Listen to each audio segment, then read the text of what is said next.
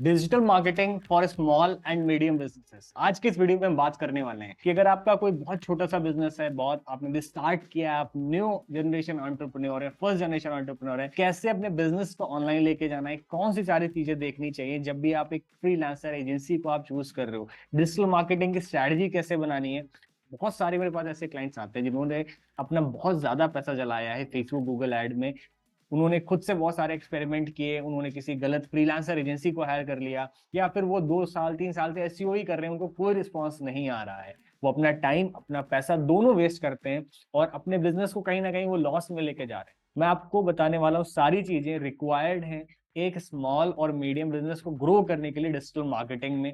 अगर आप ये वीडियो कंप्लीट देखते हो, समझते हो कंप्लीट पैटर्न को, मैं आपको स्टेप बाय स्टेप सब कुछ स्क्रीन पे दिखाने वाला हूँ कि कौन कौन सी चीजें आपको ध्यान रखनी चाहिए, क्या चैलेंजेस आते हैं, कैसे एजेंसी को चूज करना है, कैसे एक्सपेक्टेशन सेट करनी है, कैसे आपको समझना है कि एजेंसी या फ्रीलांसर सही काम कर रहा है या नहीं कर रहा है, सही सर्विसेज कैसे चूज करनी है अपने बिजनेस के लिए।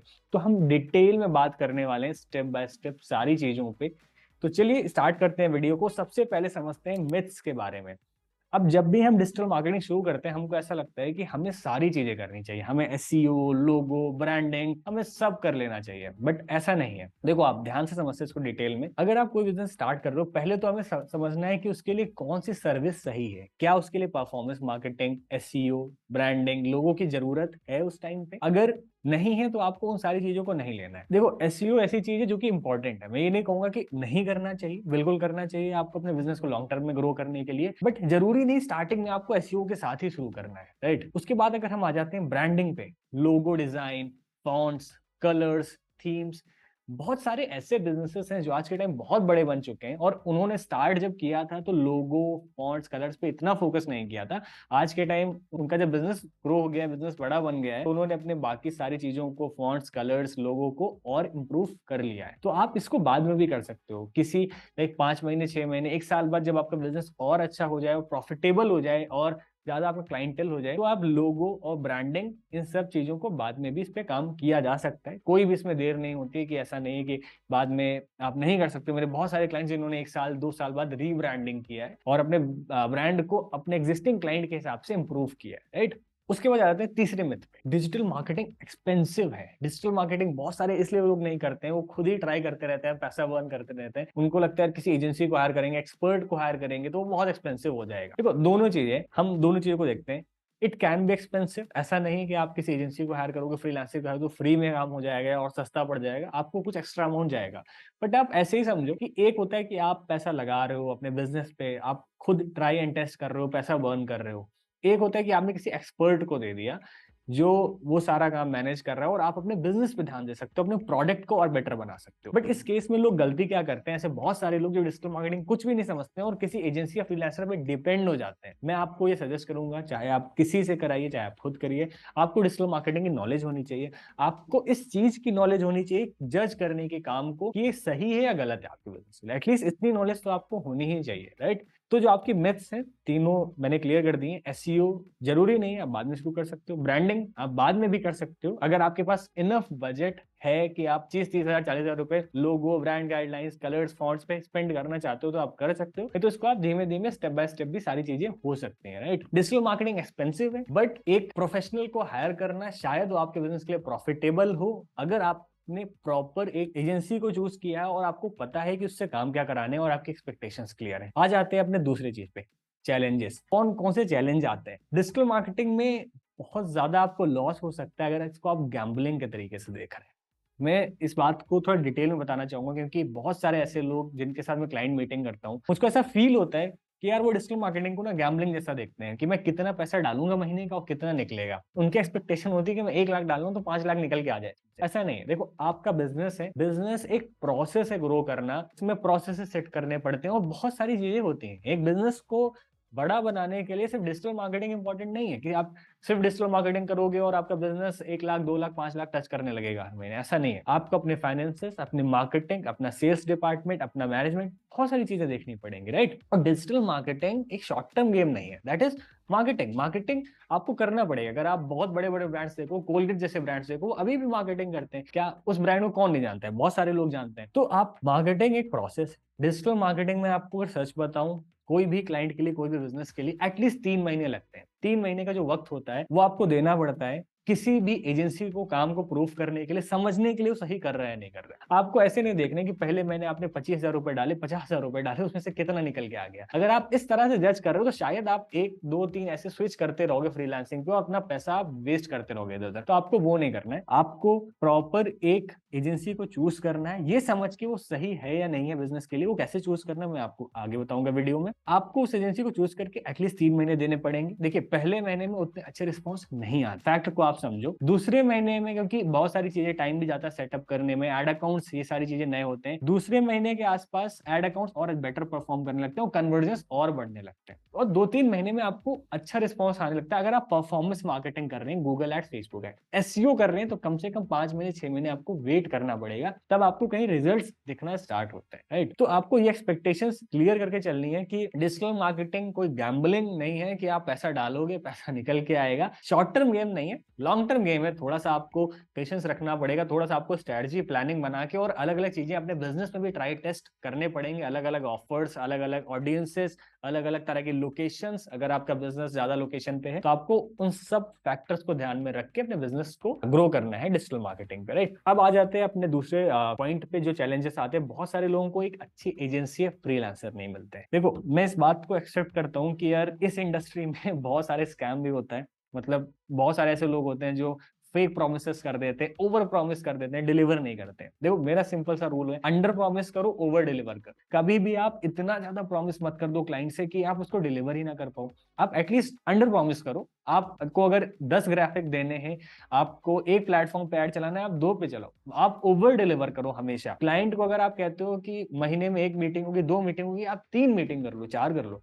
बट आप ये मत कहो कि मैं हर दिन आपसे फोन पे बात कर लूंगा, हर दिन हमारी तरफ से रहेगा। आप कभी भी 12 1 बजे फोन कर दो, रात में कभी भी, हमेशा फोन उठेगा। और फिर जब क्लाइंट आ जाता है और रात में आपको 12 बजे फोन करता है, आप फोन नहीं उठाते। ऐसी एक्सपेक्टेशन मत करो। आप क्लियर, अगर आप बता सकते हो आप बताओ कि वीकली हम 1 कॉल करेंगे। भले 1 कॉल बोल के आप 3 कॉल करो, वो ज्यादा अच्छी चीज है रेदर देन आप कोई ओवर प्रॉमिस कर रहे हो, उसको डिलीवर नहीं कर पा रहे हो, राइट। तो एजेंसी ढूंढना, फ्रीलांसर ढूंढना एक चैलेंज होता है अपने आप में। देखो, आप ऐसे समझो, आपको 2 4 फैक्टर देखते हैं। मैं बहुत क्विक में इसको समराइज करता हूँ तो ताकि, क्योंकि ये बहुत आसान है, कोई भी रॉकेट साइंस नहीं है। आपको देखना है उस एजेंसी ने काम किया है नहीं। पहले तो आप ओवरऑल पिक्चर देखो, वो एजेंसी कहाँ पे बेस्ड। मैं सजेस्ट करूंगा कि आप एजेंसी के साथ जाओ, फ्रीलांसर के साथ जा रहे हो, एटलीस्ट आप उनके पास क्लाइंट्स को आप कॉल करके ये जरूर पूछो कि उस फ्रीलांसर का कैसा बिहेवियर था, वो फोन उठाता है कि टाइम से नहीं उठाता है, वो आपको अपडेट शेयर करता है या नहीं करता, राइट। मैं सजेस्ट करूंगा, अगर आप एजेंसी के साइड जा रहे हो, आपको पहले ये देखना चाहिए वो कहाँ पे लोकेटेड है, उसका ऑफिस कहाँ पे है, राइट। उसकी टीम में कितने लोग हैं। आपको ये भी समझना चाहिए कितने इन हाउस लोग हैं और कौन कौन से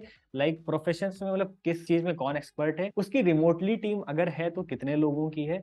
और वो जो बंदा जिससे आप कांटेक्ट कर रहे हो, वो किस चीज में एक्सपर्ट है, वो कौन कौन सी चीजें कर सकता है। और आपको एक चीज एकदम क्लियर करनी है, आपका मेन पॉइंट ऑफ कांटेक्ट कौन रहेगा। ऐसा तो नहीं कि एजेंसी में बात कोई सेल्स का बंदा कर रहा है, कल का कोई प्रोजेक्ट मैनेजर कर रहा है, आप ही को नहीं क्लियर है कि एजेंसी में बात किससे करनी है। क्योंकि बड़े ऑर्गेनाइजेशन में ये भी दिक्कत होती है, आपको खुद नहीं पता किससे कम्युनिकेट करना है। आपको किसी ऐसे बंदे से कम्युनिकेट कर रहे हो जिसको नॉलेज ही नहीं प्रोजेक्ट की, वो खुद हर बात पे कहता है मैं पूछ के बताऊंगा, पता नहीं मुझे क्या चल रहा है। आपको डे 1 से क्लियर करना है कि आपका मेन पॉइंट ऑफ कांटेक्ट कौन रहने वाला है, राइट। और जो आपका मेन पॉइंट ऑफ कांटेक्ट रहेगा, क्या उसको प्रॉपर इस प्रोजेक्ट की नॉलेज है या नहीं है। ऐसा तो नहीं कि वो आपके काम को बस डिले ही करेगा। और अगर वो कोई दूसरा बंदा है तो जरूर उससे पहले आप कम्युनिकेट करिए, समझने की कोशिश करिए कि क्या आप कि उसके साथ आगे बन सकती है या नहीं बन सकती, वो प्रॉपर रिजल्ट डिलीवर करेगा या नहीं करेगा, आपके साथ कम्युनिकेट करेगा या नहीं करेगा, राइट। आपको ये चीजें पहले तो ओवरऑल पिक्चर देख लेनी है, उसके बाद आपको उसके काम को देखना है। अगर आप रियल एस्टेट इंडस्ट्री से, अगर आपके क्लिनिक्स हैं, किसी भी तरह के हॉस्पिटल है, तो आपको देखना है कि उसने उस इंडस्ट्री में काम किया है नहीं किया है। आप अगर यूएस बेस्ड है, दुबई बेस्ड है,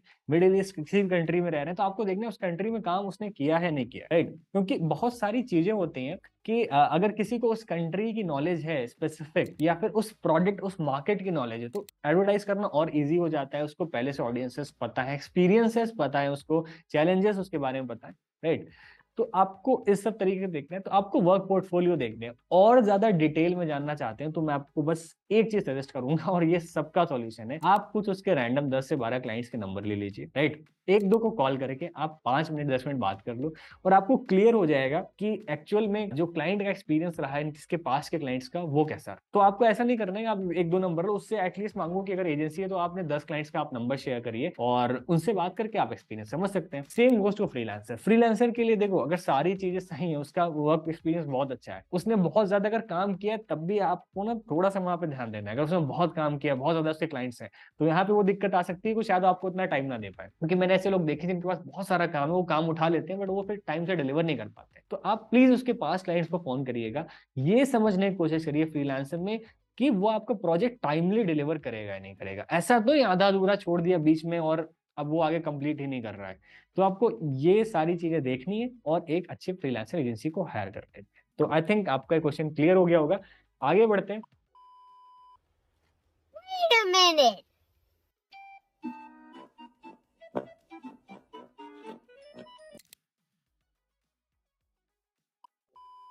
हम में से बहुत सारे लोग रॉन्ग सर्विसेज चूज कर लेते हैं। हम स्टार्टिंग में एसईओ करने लगते हैं, या फिर सिर्फ हम सोशल मीडिया पे ग्राफिक डाल रहे हैं, हम लोगो बना रहे हैं कि 2-2 महीने तक। मैं आपको एक बात क्लियर बताता हूँ, सोशल मीडिया पे ग्राफिक पोस्ट करने से बिजनेस नहीं आता है। आज के टाइम अगर आप सोच रहे हो इंस्टाग्राम पे बना बना के सिर्फ फोटो डालते रहोगे, ग्राफिक्स डालते रहोगे कैनवा फोटोशॉप से, वहां से आपको बिजनेस आने लगेगा, तो ये बात सच नहीं है। आपको प्रॉपर मार्केटिंग करनी होगी, आपको ज्यादा ऑडियंस तक रीच आउट करना पड़ेगा, और वो आप एड्स के थ्रू ही कर सकते हो, क्योंकि ऑर्गेनिक रीच आज के टाइम इतनी ज्यादा नहीं है। ये बात क्लियर है सबको, आपको भी क्लियर है। तो आपको गलत सर्विस के साथ नहीं जाना है। अगर आप स्टार्टिंग में बिजनेस चाहते हो, लीड्स चाहते हो, सेल्स चाहते हो, तो आपको परफॉर्मेंस मार्केटिंग की तरफ जाना चाहिए, रेदर देन एसईओ, ब्रांडिंग या इन सब चीजों पे। तो हमें अपने बिजनेस के लिए सही सर्विस चूज करनी है, ना कि किसी हम गलत सर्विस में फंस जाए, राइट। अब आ जाते हैं कि बहुत सारे लोगों को क्वेश्चन होते हैं कि बिना वेबसाइट के एड रन किए जा सकते हैं या नहीं कर सकते हैं। अब आपको मैं बहुत क्लियर बताता हूँ। देखो, गूगल एड्स पर अगर एड रन कर रहे हो तो वहां पे वेबसाइट या एक लैंडिंग पेज चाहिए। अगर आप कॉल एड रन कर रहे हो तो नंबर वेरीफाई करने के लिए लैंडिंग पेज चाहिए होता है। अगर आप डायरेक्ट एड्स रन कर रहे हो लैंडिंग पेज या वेबसाइट पे भेजने के, तब भी आपको एक वेबसाइट चाहिए। स्टार्टिंग में आज के 2 साल पहले ऐसा होता था, जब हम व्हाट्सएप की एपीआई लिंक बना के लगा देते थे, जो आपकी व्हाट्सएप बिजनेस की होती थी, ताकि बंदा क्लिक करता था ऐड पे, गूगल ऐड पे, और आपको व्हाट्सएप पे आ जाता था। बट ये अब वर्क नहीं करता। इसमें insufficient content on the landing page करके एक पॉलिसी है जो कि आ जाती है, और 2 साल पहले वर्क करती थी। अब आपको गूगल पर अगर एड्स रन करने हैं तो आपको एक लैंडिंग पेज या वेबसाइट चाहिए ही चाहिए। फेसबुक पर अगर आप एड रन कर रहे हैं तो आपको वेबसाइट की रिक्वायरमेंट नहीं भी पड़ सकती है। अगर आप लीड जनरेट कर रहे हैं तो लीड फॉर्म के थ्रू कर सकते हैं, जहां पे आपको कोई वेबसाइट की रिक्वायरमेंट नहीं है। अगर आप प्रोडक्ट सेल कर रहे हैं, कोई भी किसी भी तरह का आपका फिजिकल प्रोडक्ट है, उसको आप इंस्टाग्राम व्हाट्सएप पे ट्रैफिक भेज के सेल कर सकते हैं। ये बहुत ज्यादा स्केलेबल मॉडल्स नहीं होते, बट मार्केट में अपने प्रोडक्ट को टेस्ट करने के लिए बेस्ट ऑप्शन है। तो अगर आप फेसबुक एड पे जाना चाहते हैं लीड जनरेट करना या अपने प्रोडक्ट को सेल करने के लिए, तो आप बिना वेबसाइट ई कॉमर्स स्टोर के कर सकते हैं। बट अगर गूगल पे करना है तो दैट इज रिक्वायर्ड, राइट। तो आई थिंक आपको ये पिक्चर क्लियर हो गई होगी। और लास्ट में एक क्वेश्चन आता है, can we sell a product through organic marketing. अब बहुत सारे क्लाइंट्स आते हैं जो कहते हैं कि मेरे इंस्टाग्राम पे 5,000 फॉलोवर्स हैं, आप ऐसा करो पोस्ट डालते रहो, यहीं पे शेयर करते रहो, लोगों को डीएम करते रहो। और उनको ऐसा लगता है कि अगर एजेंसी को 15-20 हजार पे करने हैं और एजेंसी ये काम इनके लिए कर रही है, या कोई फ्रीलांसर कर रहा है, उससे उनका बिजनेस बढ़ जाएगा। अगर मैं आपको रियलिटी बताऊं तो कहीं ना कहीं आप अपने 15-20 हजार रुपए भी वेस्ट कर रहे हो, ठीक है। क्योंकि ऑर्गेनिक मार्केटिंग के थ्रू थोड़े बहुत ऑर्डर्स आ जाना, कुछ बिजनेस बढ़ जाना आज के टाइम मतलब हो सकता है। बट अगर मैं इसको स्केल करना ऑर्गेनिक मार्केटिंग के बेस पे, अगर आपके बहुत कम फॉलोवर्स है, 15-20 हजार फॉलोवर्स आप सोच रहे हो या सब्सक्राइबर से सोच रहे हो कि आप स्केल कर ले जाओगे अपने बिजनेस को, तो वो इतना पॉसिबल नहीं है कि अपने बिजनेस को सिर्फ ऑर्गेनिक मार्केटिंग के बेस पे स्केल कर ले जाना, ग्रो कर ले जाना। तो आपको कहीं ना कहीं पेड मार्केटिंग की तरफ जाना पड़ेगा, राइट। तो आई थिंक चैलेंजेस और आपकी जो एक्सपेक्टेशंस है वो क्लियर हो गई होंगी। एक्सपेक्टेशंस भी बेसिकली मैंने इसी सेम टॉपिक में क्लियर कर दिया है कि आपको अपनी एक्सपेक्टेशंस सेट करके चलनी है। तो आपके जो भी फ्रीलांसर है, एजेंसी है, उसके साथ आपको सारी चीजें क्लियर करनी है कि कौन कौन सी चीजों पे आपको काम करना है, राइट। अब आ जाते हैं अपने मोस्ट इंपॉर्टेंट पॉइंट पे, सेटिंग केपीआईज, कि हमें केपीआई सेट करनी है। अब अगर मैं बात करूं तो how to find a good agency और अ फ्रीलांसर, ये मैं ऑलरेडी टॉपिक कर चुका हूं ऊपर कवर। अब आ जाते हैं डू अ कॉम्पिटिटर रिसर्च। देखिए, अब आपको अपना काम शुरू करना है। आपने एक फ्रीलांसर ढूंढ लिया, अच्छा एजेंसी ढूंढ ली है, आपके एक्सपेक्टेशंस क्लियर हो गई होंगी, आपके सारे डाउट्स क्लियर हो गए हैं कि आपके बिजनेस में लिए कौन सी सर्विस सही है, क्या सब कुछ है। अब आप अपना बिजनेस शुरू करने जा रहे हैं। अब हम आ जाते हैं दूसरे फेज पे। इस फेज में आप अपने बिजनेस स्टार्ट करने जा रहे हैं। सबसे पहले क्या करना है, आपको कॉम्पिटिटर रिसर्च करना है। अगर आपका बंदा कोई फ्रीलांसर एजेंसी काम कर रही है तो आपको उससे कॉम्पिटिटर रिसर्च करवाना है। आपको पूरा एक मार्केट पिक्चर चाहिए कि कौन से कॉम्पिटिटर हैं, उस लोकेशन में कौन से ऐड चला रहे हैं, किस तरह के ऐड चला रहे हैं, उनके लैंडिंग पेज कैसे हैं, उनके फेसबुक ऐड कॉपीज कैसी हैं। ये सब कुछ आपको डेटा मिल जाएगा आज के टाइम। तो आपको एक कंप्लीट कॉम्पिटिटर रिसर्च करना है। मैं आप अगर कॉम्पिटिटर रिसर्च पे आप और डिटेल वीडियो चाहते हैं तो मैं बना सकता हूँ। कुछ ऐसा होता है कॉम्पिटिटर रिसर्च, ये हमने एक क्लाइंट के लिए किया था, जो हमने फेसबुक एड, गूगल एड्स और एसईओ के लिए और गूगल एड्स के कीवर्ड्स के लिए सारा हमने रिसर्च किया है। तो सब कुछ आप ये देख सकते हो। इस पर आप डिटेल वीडियो चाहते हो क्योंकि अपने आप में बहुत बड़ा टॉपिक है कवर करना, तो मैं इस पर एक कंप्लीट वीडियो क्रिएट कर सकता हूँ आने वाले टाइम में, राइट। तो नीचे कमेंट करके बताना कॉम्पिटिटर रिसर्च, नीचे कमेंट करो और मैं इस पर एक जल्दी नेक्स्ट वीक वीडियो क्रिएट करने वाला हूँ। Find the relevant services for your business. आपको सही सर्विसेज ढूंढनी है जो आपके बिजनेस पे काम आएंगी। तो आपने कॉम्पिटिटर रिसर्च कर लिया, अपने सही सर्विस फाइंड कर ली, जो कि इस टॉपिक को हमने अभी ऑलरेडी कवर किया है कुछ मिनट पहले। अब आपको करना है 1 हफ्ते के लिए कैंपेन सेट करने, रन करने हैं। हम में से बहुत सारे लोग गलतियां करते हैं, स्टार्टिंग में सोचते हैं कि यार एग्जैक्टली मुझको बता दो कि कितना पैसा डालेंगे, कितनी लीड आएगी, हमें मंथली बजट कितना चाहिए होता है। देखो, जैसे आप एक्सपेक्ट करते हो जरूरी नहीं वैसे ही काम करें। सेम इंडस्ट्री में सेम बिजनेसेस फेसबुक या गूगल ऐड पे अलग अलग तरह से परफॉर्म करते हैं और अलग अलग तरह के रिजल्ट्स जनरेट करते हैं। आपको ध्यान रखना है, आपको सही एक्सपेक्टेशन सेट करनी है। तो मैं आपसे सही बताऊंगा कि आपको काम कैसे करना है। आप सिंपल किसी फ्रीलांसर एजेंसी के साथ अगर काम कर रहे हो तो आपको बहुत टेंशन नहीं लेने की। डे वन से आपको सारी चीजें क्लियर हो। पहले आप 1 हफ्ते के लिए कैंपेन चलाइए। सजेस्ट रहेगा 1 हफ्ते से 10 दिन के बीच में। 10 दिन में आप देखिए कितना आपने एड स्पेंड किया, फॉर एग्जांपल गूगल एड्स पे कितनी आपको लीड्स या सेल्स जनरेट हुई, उसको डिवाइड करिए टोटल बजट से और आपको आइडिया हो जाएगा कि आपको पर सेल या पर लीड के लिए कितना आपको स्पेंड करना है। अब आप एक सेट कर लीजिए, अगर फॉर एग्जांपल आपको दिन की 50 इंक्वायरीज चाहिए और आपकी पर इंक्वायरी आपकी 100 रुपए की आ रही, तो आप कैलकुलेट करके देख सकते हैं कि आपको ओवरऑल टोटल बजट कितना चाहिए। बट ये रियलिटी के बेस पे बेस्ड है। मतलब इसको अगर आप कैलकुलेट कर रहे हो 1 हफ्ते कैंपेन चलाने के बाद में, तो कहीं ना कहीं आप बहुत एग्जैक्ट डेटा निकाल सकते हैं। इसको हम बोलते हैं बेंचमार्क फिगर्स को सेट करना और केपीआईज को सेट करना। देखिए, बेंचमार्क फिगर्स और केपीआईज तभी सेट हो सकती है जब आपके पास एग्जैक्टली डेटा हो। नहीं तो बाकी सारी चीजें तो प्रिडिक्शंस होती हैं कि मैंने सोच लिया हाँ ऐसा आएगा, कीवर्ड प्लानर देखा हाँ इतना आ सकता है। फेसबुक एड्स में आपने किसी इंडस्ट्री किसी क्लाइंट के लिए चलाया है तो आपने बता दिया कि एवरेज इतनी लीड आएगी। हो सकता है उसके क्रिएटिव, उसकी लोकेशन डिफरेंट हो, उसकी ऑडियंस डिफरेंट हो। तो आपको उन सब चीजों को टेस्ट करना है प्रॉपर, और 1 हफ्ते बाद आपको डिफाइन करना है कि आपको इतना बजट चाहिए इतने लीड्स के लिए, राइट। तो आपको बेंचमार्क फिगर्स और केपीआई सेट करनी है। डिटेल में इसको वीडियो चाहिए तो ऑलरेडी मैंने सारी चीजें क्लियर कर दिया। बट अगर आप प्रैक्टिकल चाहते हो कैसे केपीआई और बेंचमार्क फिगर्स सेट करने, एक मैं लाइव क्लाइंट का एग्जांपल लेके आपको सिखा सकता हूँ सब कुछ प्रैक्टिकली। ये 5-6 मिनट का वीडियो हो सकता है, तो नीचे कमेंट करके बताओ बेंचमार्क फिगर्स और केपीआई। नेक्स्ट वीक इसको भी कवर करेंगे डिटेल में। Don't make the frequent changes. हम लोग क्या करते हैं, कैंपेन लॉन्च किया, दूसरे दिन हमने उसमें चेंजेस करना शुरू कर दिए। आज बिडिंग स्ट्रेटजी चेंज कर दी, कीवर्ड्स 2 बंद किए, 2 और ऐड कर दिए, ऐड कॉपी बंद कर दी, ऐड कॉपी चेंज कर दी, इंटरेस्ट नए और 2 डाल दिए। भाई ऐसे नहीं करना है। अगर आप ऐसे चेंज करते रहोगे ऐड अकाउंट में तो आपका ऐड अकाउंट कभी लर्निंग फेज से ही नहीं निकलेगा और आपका ऐड अकाउंट कभी समझ ही नहीं पाएगा आखिर टारगेट किसको करना है। तो आपको फ्रीक्वेंट चेंजेस नहीं करने, आपको एटलीस्ट बहुत रिक्वायर्ड ना हो तो उसको 1 हफ्ते के लिए आप उसको छोड़ दीजिए। 1 हफ्ते तक उस एड को रन होने दीजिए, राइट। फ्रीक्वेंट चेंजेस आपको नहीं करने। Mistakes that might ruin your campaign, जो आपके कैंपेन को खराब कर सकती है, क्योंकि आप फ्रीक्वेंट चेंजेस नहीं कर रहे हो, आपने केपीआई सेट कर ली और फिर आप कैंपेन को रन करते हो तो आप अच्छे रिस्पॉन्स ला सकते हो। बट कुछ ऐसी गलतियां जो आपके कैंपेन को खराब कर सकती है, ये आपको नहीं करनी है। Number 1 is changing the website और लैंडिंग पेज डिजाइन। मैंने एक बार गलती की थी आज के 3-4 साल पहले। मेरे क्लाइंट का एड अकाउंट बहुत अच्छा परफॉर्म कर रहा था। मैंने क्या किया, लैंडिंग पेज की मैंने पूरी डिजाइन ही बदल दी। और उस टाइम मुझको 4 साल के पहले इतनी नॉलेज नहीं थी, बहुत सारी चीजें नहीं पता थी जो मैंने एक्सपीरियंस के साथ सीखी है। मैं सब कुछ आपको बता भी रहा हूँ। मैंने लैंडिंग पेज की डिजाइन बदल दी, डिजाइन डिफरेंट हो गई। अब क्या हुआ, एड अकाउंट परफॉर्म करना ही बंद कर दिया। गूगल पे क्लिक्स ही नहीं आ रहे, इंप्रेशन ही नहीं आ रहे। और सब कुछ वही गूगल एड अकाउंट में मैंने कोई भी चेंजेस नहीं किए।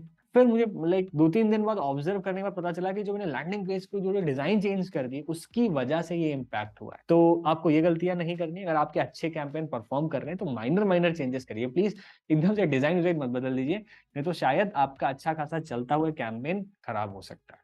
अब आ जाते हैं अपने लास्ट टॉपिक पे। बहुत सारे लोग गलती करते हैं कि अपने बजट को इंक्रीज कर देते हैं, डिक्रीज कर देते हैं। वो कभी बजट 500 कर देंगे, कभी उसको 5000 कर देंगे, कभी उसको 100 रुपए कर देंगे। आपको ऐसी गलतियां नहीं करनी। आप बजट को, आप अगर आपका 1000 बजट है तो आप उसको 1200 मैक्सिमम 1500 तक करिए। बहुत ज्यादा आप उसको इंक्रीज और डिक्रीज मत करिए। बहुत ज्यादा अपने बजट को आपको इंक्रीज और डिक्रीज नहीं करना है। अगर आप इस तरह से कर रहे हो तो शायद आपके कैंपेन से अच्छे परफॉर्म ना करें और जो आपको रिस्पॉन्स आ रहा है वो भी खराब हो सकता है। आई होप आपको ओवरऑल पिक्चर क्लियर हो गई होगी कि कैसे अपने बिजनेस को आपको ऑनलाइन लेके जाना है, कौन सी चीजों को ध्यान रखना है, एक स्मॉल और मीडियम बिजनेस को किस तरह से डिजिटल मार्केटिंग के थ्रू ग्रो किया जा सकता है।